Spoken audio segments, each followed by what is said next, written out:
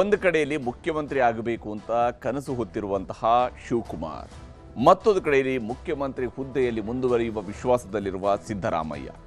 ಇವೆರಡೂ ರಾಜ್ಯ ರಾಜಕಾರಣದಲ್ಲಿ ನಡೀತಿರುವಂತಹ ಮಹತ್ವದ ರಾಜಕೀಯದ ಸಂಗತಿ. ಆದರೆ ಇದರಾಚೆಗೆ ಅಪೆಕ್ಸ್ ಬ್ಯಾಂಕ್ನ ಅಧ್ಯಕ್ಷಗಿರಿಗೆ ಕೂಡ ಈಗ ಎರಡು ಬಣಗಳ ನಡುವೆ ಪೈಪೋಟಿಯಂತೆ ಇದು ಬಿಂಬಿತವಾಗ್ತಾ ಇದೆ. ಅದರಲ್ಲೂ ವಿಶೇಷವಾಗಿ ಮುಖ್ಯಮಂತ್ರಿ ಕನಸು ಕಾಣ್ತಾ ಇರುವಂತಹ ಶಿವಕುಮಾರ್ ಅವರ ಕಡೆಯಿಂದ MLC ರವಿ ಅವರಿಗೆ ಅಪೆಕ್ಸ್ ಬ್ಯಾಂಕ್ನ ಅಧ್ಯಕ್ಷ ಸ್ಥಾನವನ್ನ ಕಟ್ಟಲೇಬೇಕು, ಅಪೆಕ್ಸ್ ಬ್ಯಾಂಕ್ಗಳ ಅಧ್ಯಕ್ಷರಾಗಿ ರವಿ ಅವರೇ ಆಯ್ಕೆ ಆಗಬೇಕು ಅನ್ನುವಂತಹ ಪಟ್ಟು ಹಿಡಿದಿರತಕ್ಕಂತಹ ಕಾಂಗ್ರೆಸ್ ಬಣ ಈಗ ಹೈಕಮಾಂಡ್ನ ಮುಖಾಂತರವಾಗಿ ಅಪೆಕ್ಸ್ ಬ್ಯಾಂಕ್ ಚುನಾವಣೆಯನ್ನ ಮುಂದೂಡಿಕೆಯಾಗುವಂಗೆ ನೋಡಿಕೊಂಡಿದೆ.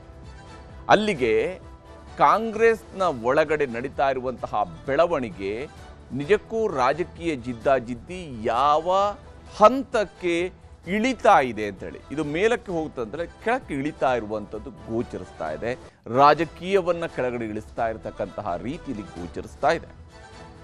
ಅಪೆಕ್ಸ್ ಬ್ಯಾಂಕ್ ಚುನಾವಣೆಗೂ ಈಗ ಕಾಂಗ್ರೆಸ್ನ ಹೈಕಮಾಂಡ್ ಎಂಟ್ರಿ ಕೊಟ್ಟಿದೆ. ನೋಡಿ, ಒಂದು ಅಪೆಕ್ಸ್ ಬ್ಯಾಂಕ್ನ ಚುನಾವಣೆಯನ್ನ ನಡೆಸಬೇಕಾಗಿರುವಂಥದ್ದು, ಆ ಚುನಾವಣೆ ನಡೆಯುವಂಥದ್ದು, ಹೌದು ಅದರಲ್ಲಿ ಅಧಿಕಾರ ಇದೆ, ಇವೆಲ್ಲವೂ ಇದೆ ನಿಜ. ಆದರೆ ಅದಕ್ಕೂ ಹೈಕಮಾಂಡ್ ಎಂಟ್ರಿ ಕೊಡಬೇಕು ಅಂತ ಹೇಳಿದ್ರೆ ಯಾವ ಸ್ವರೂಪದ ಪರಿಸ್ಥಿತಿ ಇದು ಅಂತೇಳಿ ಸಿದ್ದರಾಮಯ್ಯ DK ಬಣದ ಮುಂಡಾಟ, ಚುನಾವಣೆಯೇ ಈಗ ಮುಂದೂಡಿಕೆಯಾಗಿದೆ. ಪ್ರತಿಷ್ಠೆಗೆ ಬಲಿ ಆಯಿತು ಅಪೆಕ್ಸ್ ರಾಜಕೀಯದ ಅಂಗಣ ಅಂತೇಳಿ. ಇದು ನಿಜಕ್ಕೂ ಕೂಡ ಪ್ರತಿಷ್ಠೆಗೆ ಬಲಿಯಾಗಿರುವಂಥದ್ದು. ಅಪೆಕ್ಸ್ ಈಗ ರಾಜಕೀಯದ ಅಂಗಣವಾಗಿ ಮಾರ್ಪಟ್ಟಿದೆ. ಈ ಹಿಂದೆ BJPಯ ಒಬ್ಬ ಶಾಸಕರಾಗಿದ್ದ, ಅವರು ಅಧ್ಯಕ್ಷರಾದಾಗ ಶಾಸಕರಾಗಿದ್ದರು, ಈಗ ಮಾಜಿ ಶಾಸಕರು, ಅವರು ಅಪೆಕ್ಸ್ ಬ್ಯಾಂಕ್ನ ಅಧ್ಯಕ್ಷರಾಗಿದ್ದರು. ಆದರೆ ಆ ಹುದ್ದೆಗೆ ಮಾಜಿ ಸಚಿವ KN ರಾಜಣ್ಣ ಅವರು ಬರಬೇಕು. ಅವರು ಹಿಂದೆ ಅಪೆಕ್ಸ್ ಬ್ಯಾಂಕ್ಗಳ ಅಧ್ಯಕ್ಷರಾಗಿದ್ದರು, ಅಪೆಕ್ಸ್ ಬ್ಯಾಂಕ್ ಅಧ್ಯಕ್ಷರಾಗಿ ಕೆಲಸ ಮಾಡಿದಂಥವ್ರೆ. ಅವರು ಈಗ ಮತ್ತೆ ಆ ಹುದ್ದೆಗೆ ಬರಬೇಕು ಅನ್ನುವಂತಹ ನಿಟ್ಟಲ್ಲಿ ಅವರು ಪ್ರಯತ್ನವನ್ನು ಪಡ್ತಾ ಇದ್ದಾರೆ. ಬೆಳ್ಳಿ ಪ್ರಕಾಶ್ ಅವರು ಅಧ್ಯಕ್ಷರಾಗಿ ಇದ್ದರು. ಈಗ ಆ ಹುದ್ದೆಗೆ ನಡೀತಾ ಇರುವಂತಹ ಚುನಾವಣೆಯಲ್ಲಿ ಒಂದು ಕಡೆ MLC ರವಿ, ಮತ್ತೊಂದು ಕಡೆಯಲ್ಲಿ ರಾಜಣ್ಣ, ಇವರ ನಡುವಿನ ಪೈಪೋಟಿಯಲ್ಲಿ ಈಗ ಅಪೆಕ್ಸ್ ಬ್ಯಾಂಕ್ ಚುನಾವಣೆ ಮುಂದೂಡಿಕೆಯಾಗಿದೆ. ಹಾಗಾದರೆ ಯಾವ ಸ್ವರೂಪದ ರಾಜಕೀಯ ಇದು? ಏನು ಈ ಒಂದು ಅಪೆಕ್ಸ್ ಬ್ಯಾಂಕ್ನ ಅಧ್ಯಕ್ಷತೆಗಾಗಿ ಇಷ್ಟೊಂದು ಜಟಾಪಟಿ ಅನ್ನೋಂಥ ನಾವು ಗಮನಿಸಬೇಕು. ಎಲ್ಲರೂ ಹೋಗಿ ಮುಖ್ಯಮಂತ್ರಿಯವ್ರನ್ನು ಕೂಡ ಭೇಟಿಯಾಗಿರ್ತಕ್ಕಂಥ ದೃಶ್ಯವನ್ನು ನೋಡ್ತೀವಿ. ಎಲ್ಲರೂ ಕೂಡ ಇದರಲ್ಲಿ ಅಪೆಕ್ಸ್ ಬ್ಯಾಂಕ್ಗಳಿಗೆ ಸಂಬಂಧಪಟ್ಟಂತೆ ಅಪೆಕ್ಸ್ ಬ್ಯಾಂಕ್ ಅಧ್ಯಕ್ಷ ಸ್ಥಾನಕ್ಕೆ ನಡೆಯುವಂತಹ ಚುನಾವಣೆಯಲ್ಲಿ ಇವರೆಲ್ಲರ ಪಾತ್ರವೂ ಕೂಡ ಮಹತ್ವ ಇದೆ. ಅಪೆಕ್ಸ್ ಬ್ಯಾಂಕ್ ಅಖಾಡದಲ್ಲೂ ಕೂಡ ಸಿದ್ದರಾಮಯ್ಯ DKಶಿ ಬಣಗಳ ನಡುವಿನ ಫೈಟ್ ಈಗ ಸ್ಪಷ್ಟವಾಗಿ ಗೋಚರಿಸ್ತಾ ಇದೆ. ಯಾಕಂದ್ರೆ ಇಲ್ಲಿ MLC ರವಿ ಅವರು ಅಧ್ಯಕ್ಷರಾಗಬೇಕು ಅನ್ನುವಂಥದ್ದು DK ಅವರ ಬಣದ ಪ್ರಯತ್ನ. ಆದರೆ ರಾಜಣ್ಣ ಅವರು ಹೇಗಿದ್ರು ಸಹಕಾರ ಇಲಾಖೆ ಹೋಗಿದೆ, ತಾವು ಮಾಜಿ ಸಚಿವರಾಗಿದ್ವಿ, ಈ ಸಂದರ್ಭದಲ್ಲಿ ಒಂದು ಅಧಿಕಾರ ನನ್ನ ಕೈಲಿ ಇರಲಿ ಅಂತೇಳಿ ಅಪೆಕ್ಸ್ ಬ್ಯಾಂಕ್ ಅಧ್ಯಕ್ಷ ಸ್ಥಾನಕ್ಕೆ ಅವರು ಹೊರಟಿದ್ದಾರೆ. ಅಪೆಕ್ಸ್ ಬ್ಯಾಂಕ್ ಅಧ್ಯಕ್ಷ ಸ್ಥಾನಕ್ಕೆ DK ಶಿವಕುಮಾರ್ ಅವರ ಸಂಬಂಧಿ MLC ರವಿ ಹಾಗೂ KN ರಾಜಣ್ಣ ಅವರ ನಡುವೆ ಪೈಪೋಟಿ ನಡೀತಾ ಇದೆ. ಇವರಿಬ್ಬರು ಕೂಡ ಅಪೆಕ್ಸ್ ಬ್ಯಾಂಕ್ನ ಅಧ್ಯಕ್ಷರಾಗಬೇಕು ಅಂತ ಹೊರಟಿದ್ದಾರೆ. ಆದರೆ ಈ ಅಪೆಕ್ಸ್ ಬ್ಯಾಂಕ್ ಚುನಾವಣೆಯಲ್ಲಿ ಅವಿರೋಧ ಆಯ್ಕೆ ಲೆಕ್ಕಾಚಾರದಲ್ಲಿದ್ದಂಥವ್ರಿಗೆ ಇವತ್ತು ಶಾಕ್ ಎದುರಾಗಿತ್ತು. ಅವಿರೋಧ ಆಯ್ಕೆಯನ್ನ ನಿರೀಕ್ಷೆ ಮಾಡ್ತಾ ಇದ್ದಾರೆ ನಾಯಕರುಗಳಾಗಿರುವಂತೆ. ಯಾಕಂದ್ರೆ ಇಲ್ಲಿ ಚುನಾವಣೆ ನಡೆಸೋದಕ್ಕಿಂತ ಹೆಚ್ಚಾಗಿ ಇದು ಅವಿರೋಧ ಆಯ್ಕೆ ಆಗಬೇಕು, ಅದೊಂದು ಸಹಕಾರದಲ್ಲಿ ನಡಿಬೇಕಾಗಿರುವಂಥದ್ದು. ಅಪೆಕ್ಸ್ ಬ್ಯಾಂಕ್ನ ಅಧ್ಯಕ್ಷ ಅನ್ನುವಂಥದ್ದು ಸಹಕಾರದೊಂದಿಗೆ ನಡಿಬೇಕು, ಅದು ಚುನಾವಣೆ ಮೂಲಕ ಆಗಬಾರದು ಅಂತ ಹೇಳಿ ಅಧ್ಯಕ್ಷ ಸ್ಥಾನಕ್ಕೆ ನಾಮಪತ್ರ ಸಲ್ಲಿಕೆಯನ್ನ ಹಾಲಿ ಅಧ್ಯಕ್ಷ ಬೆಳ್ಳಿ ಪ್ರಕಾಶ್ ಅವರು ಕೂಡ ಮಾಡಿದ್ರು. ಹಾಲಿ ಅಧ್ಯಕ್ಷರಾಗಿರುವಂತಹ ಬೆಳ್ಳಿ ಪ್ರಕಾಶ್ ಅವರು ಕೂಡ ಮಾಡಿದ್ರು. ಹಾಗೆಯೇ ಉಪಾಧ್ಯಕ್ಷ ಸ್ಥಾನಕ್ಕೆ ನಾಮಪತ್ರವನ್ನ ಶರಣಗೌಡ ಬಯ್ಯಾಪುರ ಅವರು ಮಾಡಿಕೊಂಡಿದ್ರು. ಶರಣಗೌಡ ಬಯ್ಯಾಪುರ ಅವರು ಉಪಾಧ್ಯಕ್ಷ ಸ್ಥಾನಕ್ಕೆ ನಾಮಪತ್ರ ಮಾಡಿದ್ರು. ಕೊನೆ ಕ್ಷಣದಲ್ಲಿ ನಾಟಕೀಯ ಬೆಳವಣಿಗೆ ಆಗಿದೆ. ಇಬ್ಬರು ಕೂಡ ನಾಮಪತ್ರವನ್ನ ವಾಪಸ್ ಪಡ್ಕೊಂಡಿದ್ದಾರೆ. ಇಬ್ಬರು ಕೂಡ ತಮ್ಮ ನಾಮಪತ್ರಗಳನ್ನ ವಾಪಸ್ ಪಡ್ಕೊಂಡಿದ್ದಾರೆ. ಹೈಕಮಾಂಡ್ ಮಧ್ಯಪ್ರವೇಶ ಮಾಡಿದೆ, ಚುನಾವಣೆ ಮುಂದೂಡಿಕೆಗೆ ಸೂಚನೆಯನ್ನ ಕೊಟ್ಟಿದೆ. ರಾಜ್ಯ ಸರ್ಕಾರಕ್ಕೆ ಈ ಸೂಚನೆಯನ್ನ ಹೈಕಮಾಂಡ್ ಕೊಟ್ಟಿದೆ, ನೀವು ಚುನಾವಣೆಯನ್ನು ಮುಂದೂಡಿ ಅಂತ ಹೇಳಿ. ಇದಕ್ಕೆ ಕಾರಣ ಏನು ಹಾಗಾದ್ರೆ? CM ಸಿದ್ದರಾಮಯ್ಯನವರಿಗೆ ಉಸ್ತುವಾರಿ ಸುರ್ಜೇವಾಲಾ ಅವರು ಈ ಸೂಚನೆಯನ್ನು ಕೊಟ್ಟಿದ್ದಾರೆ. ಕಾಂಗ್ರೆಸ್ನ ರಾಜ್ಯ ಉಸ್ತುವಾರಿ ಸುರ್ಜೇವಾಲಾ ಅವರು ಮುಖ್ಯಮಂತ್ರಿ ಸಿದ್ದರಾಮಯ್ಯನವರಿಗೆ ಹೇಳಿದ್ದಾರೆ, ದಯವಿಟ್ಟು ನೀವು ಚುನಾವಣೆಯನ್ನು ಮುಂದೂಡಿ. ಅಪೆಕ್ಸ್ ಬ್ಯಾಂಕ್ ಅಧ್ಯಕ್ಷರ ಚುನಾವಣೆಯನ್ನ ಈಗ ಮುಖ್ಯಮಂತ್ರಿ ಸಿದ್ದರಾಮಯ್ಯನವರು ಮುಂದೂಡಿಕೆ ಮಾಡಿದ್ದಾರೆ. ಅಪೆಕ್ಸ್ ಬ್ಯಾಂಕ್ ಅಧ್ಯಕ್ಷ ಸ್ಥಾನ ಇದು ಕರ್ನಾಟಕದ ಮುಖ್ಯಮಂತ್ರಿ ಸ್ಥಾನದಲ್ಲ ಅಥವಾ ಮಂತ್ರಿಗಳ ಸ್ಥಾನದಲ್ಲ, ಅಪೆಕ್ಸ್ ಬ್ಯಾಂಕ್ನ ಅಧ್ಯಕ್ಷ ಸ್ಥಾನಕ್ಕೆ ನಡೀತಾ ಇರುವಂತಹ ಚುನಾವಣೆ. ಇದನ್ನ ಈಗ ಎಲ್ಲಿಗೆ ತಂದಿಟ್ಟಿದ್ದಾರೆ ಅಂತ ಕಣದಲ್ಲಿ ಯಾರೂ ಇಲ್ಲದ ಕಾರಣಕ್ಕಾಗಿ ಈಗ ಚುನಾವಣೆ ಮುಂದೂಡಿಕೆ ಆಗಿದೆ. ಯಾವಾಗ ಇಬ್ಬರು ಕೂಡ ನಾಮಪತ್ರ ವಾಪಸ್ ಪಡೆದ್ರು, ಕಣದಲ್ಲಿ ಯಾರೂ ಇಲ್ಲ, ಹಾಗಾಗಿ ಚುನಾವಣೆಯನ್ನು ಮುಂದೂಡಿಕೆ ಮಾಡಲಾಗಿದೆ. ಹೀಗೆ ಚುನಾವಣೆ ಮುಂದೂಡಿಕೆ ಆಗಿರುವಂಥದ್ದರ ಹಿನ್ನೆಲೆಯಲ್ಲಿ, ಅಪೆಕ್ಸ್ ಚುನಾವಣೆ ಮುಂದೂಡಿಕೆ ಆಗಿರುವಂತಹ ಹಿನ್ನೆಲೆಯಲ್ಲಿ ನಿಜಕ್ಕೂ ರಾಜಕೀಯದ ಜಿದ್ದಾಜಿದ್ದಿ ಗೋಚರಿಸ್ತಾ ಇದೆ. ಯಾವ ಕಾರಣಕ್ಕಾಗಿ ಇಲ್ಲಿ ಹಾಗಾದರೆ ಸುರ್ಜೇವಾಲಾ ಅವರಿಂದ ಕರೆ ಬರಬೇಕಾಯಿತು? ಯಾರೋ ಡಿನ್ನರ್ ಮೀಟಿಂಗ್ ಕರೀತಾರೆ ಕಾಂಗ್ರೆಸ್ನಲ್ಲಿರುವಂತಹ ಸಚಿವರುಗಳು, ಅವರು ಡಿನ್ನರ್ ಮೀಟಿಂಗ್ ಕರೆದ್ರೂ ಕೂಡ ಸುರ್ಜೇವಾಲಾ ಅವರಿಂದ ಕರೆ ಬರುತ್ತೆ, ಡಿನ್ನರ್ ಮೀಟಿಂಗ್ ಕ್ಯಾನ್ಸಲ್ ಆಗುತ್ತೆ. ಅಪೆಕ್ಸ್ ಬ್ಯಾಂಕ್ನ ಅಧ್ಯಕ್ಷ ಸ್ಥಾನದ ಚುನಾವಣೆ ನಡೆಯುತ್ತೆ, ಸುರ್ಜೇವಾಲಾ ಅವರಿಂದ ಕರೆ ಬರುತ್ತೆ, ಚುನಾವಣೆ ಮುಂದೂಡಿಕೆ ಆಗುತ್ತೆ. ಹಾಗಾದ್ರೆ ಏನು ಸುರ್ಜೇವಾಲಾ ಅವರು ಯಾಕೆ ಈ ಕರೆಯನ್ನು ಮಾಡ್ತಾರೆ? ಇದು ಇಲ್ಲಿರುವಂತಹ ಬಹಳ ಪ್ರಮುಖವಾಗಿರ್ತಕ್ಕಂತಹ ಪ್ರಶ್ನೆ. ನೋಡಿ, ಹಿಂದೆ ಡಾಕ್ಟರ್ ಜಿ ಪರಮೇಶ್ವರ್ ಅವರು SC/ST ನಾಯಕರುಗಳ ಒಂದು ಡಿನ್ನರ್ ಮೀಟಿಂಗ್ ಅನ್ನು ಕರೆದಿದ್ರು. ಅವತ್ತು ಕೂಡ ಸುರ್ಜೇವಾಲಾ ಅವರ ಕರೆ ಬರುತ್ತೆ, ಮೀಟಿಂಗ್ ಕ್ಯಾನ್ಸಲ್ ಆಗುತ್ತೆ. ಅದಾದ ನಂತರ ಈಗ ನೋಡಿದ್ರೆ ಅಪೆಕ್ಸ್ ಬ್ಯಾಂಕ್ ಚುನಾವಣೆ ನಡೀತಾ ಇದೆ. ಅಪೆಕ್ಸ್ ಬ್ಯಾಂಕ್ ಚುನಾವಣೆಯಲ್ಲಿ ಅಧ್ಯಕ್ಷ ಸ್ಥಾನಕ್ಕಾಗಿ ಪೈಪೋಟಿ ನಡೀತಾ ಇದೆ. ಸುರ್ಜೇವಾಲಾ ಅವರ ಕರೆ ಬರುತ್ತೆ, ಸುರ್ಜೇವಾಲಾ ಅವರಿಂದ ಮಾಹಿತಿ ಬರುತ್ತೆ, ಮುಂದೂಡಿಕೆ ಆಗುತ್ತೆ. ಹಾಗಾದ್ರೆ ಯಾವ ಕಾರಣಕ್ಕಾಗಿ? ಯಾವತ್ತು ಚುನಾವಣೆ ನಡೆದರೂ ಕೂಡ ರಾಜಣ್ಣ ಅವರೇ ಆಕಾಂಕ್ಷಿ ಅನ್ನುವಂಥದ್ದು, ಸಿದ್ದು ಕ್ಯಾಂಪಿನಿಂದ ರಾಜಣ್ಣ ಅವರೇ ಇರುವಂಥದ್ದು, ಅವರೇ ಅಧ್ಯಕ್ಷರಾಗಬೇಕು ಅನ್ನುವಂಥದ್ದು ಅವರ ಲೆಕ್ಕಾಚಾರ. ಮತ್ತೆ ಎಲೆಕ್ಷನ್ ಆಗೇ ಆಗುತ್ತೆ ಅಂತ ಹೇಳುವಂಥದ್ದು DK ಕ್ಯಾಂಪ್ನ ರವಿ ಅವರು ಹೇಳ್ತಾ ಇರುವಂಥದ್ದು, ಮತ್ತೆ ಎಲೆಕ್ಷನ್ ಆಗೇ ಆಗುತ್ತೆ ಅಂತ ಹೇಳಿ ಹೇಳ್ತಾ ಇದ್ದಾರೆ.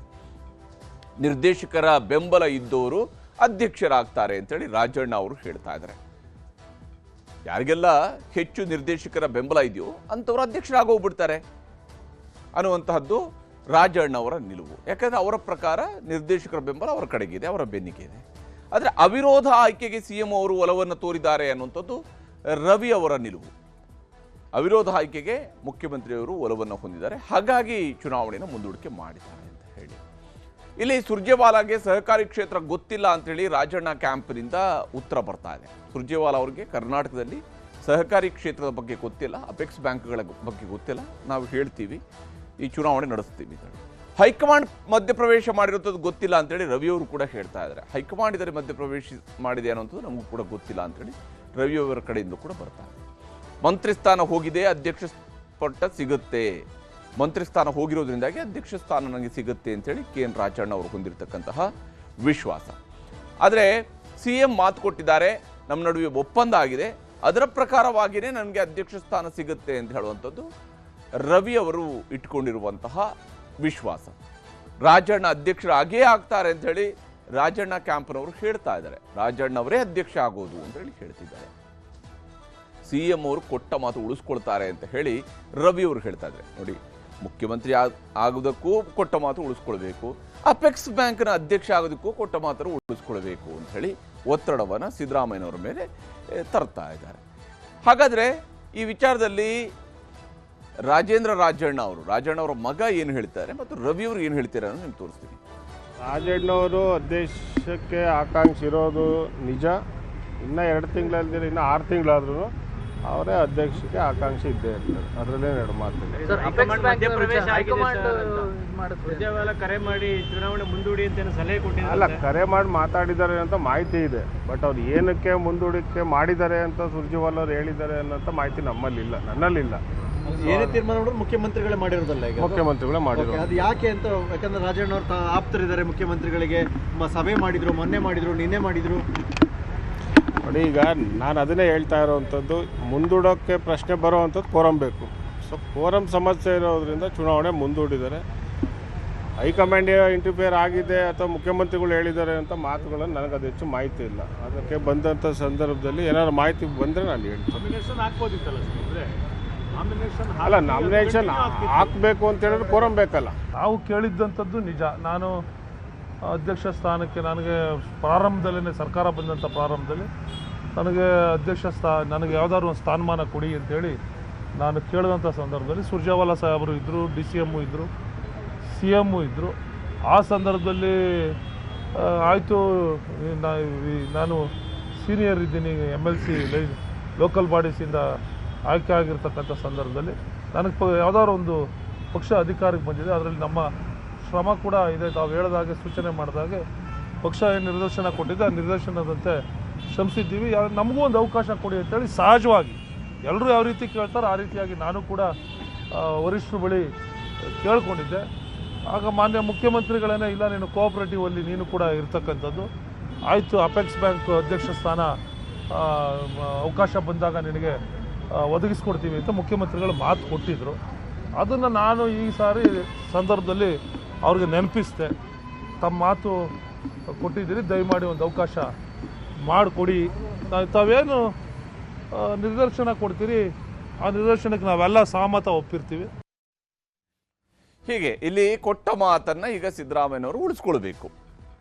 MLC ರವಿ ಅವರಿಗೆ ಕೊಟ್ಟ ಮಾತೇನು, ಅವಕಾಶ ಬಂದಾಗ ಅಪೆಕ್ಸ್ ಬ್ಯಾಂಕ್ನ ಅಧ್ಯಕ್ಷ ಸ್ಥಾನವನ್ನು ಕೊಡಿಸ್ತೀನಿ ಅಂತ ಹೇಳಿ. ಆವಾಗ ಇನ್ನೂ ಕೂಡ ಏನಾಗಿತ್ತು, KN ರಾಜಣ್ಣ ಅವರು ಮಂತ್ರಿ ಆಗಿದ್ರು. ಅವರು ರಾಜೀನಾಮೆ ಕೊಡುವಂಥ ಪ್ರಸಂಗ ಉದ್ಭವ ಆಗಿರಲಿಲ್ಲ. ಈಗ ಅವರು ಮಂತ್ರಿ ಅಲ್ಲ, ಈಗ ಅವರು ಅಪೆಕ್ಸ್ ಬ್ಯಾಂಕ್ನ ಅಧ್ಯಕ್ಷ ಸ್ಥಾನವನ್ನು ಬಯಸಿದ್ದಾರೆ. ಹಾಗಿರುವಾಗ ರವಿ ಅವರಿಗೆ ಅಧ್ಯಕ್ಷ ಸ್ಥಾನ ಸಿಗುತ್ತಾ ಅನ್ನುವಂಥ ಪ್ರಶ್ನೆ ಇದ್ದೇ ಇದೆ.